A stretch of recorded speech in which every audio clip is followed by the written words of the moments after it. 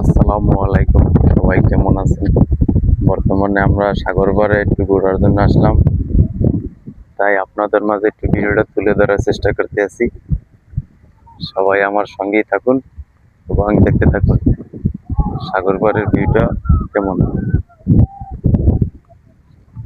এই সাইডে নদী, সাগর। আজকের সাগরের এত কুয়াশা, দুপুরবেলা দেখা যাচ্ছে কি কুয়াশা, প্রচন্ড কুয়াশা।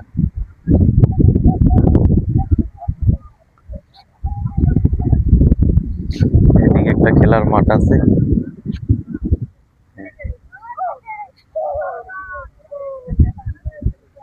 এটা হলো মেইন রোড।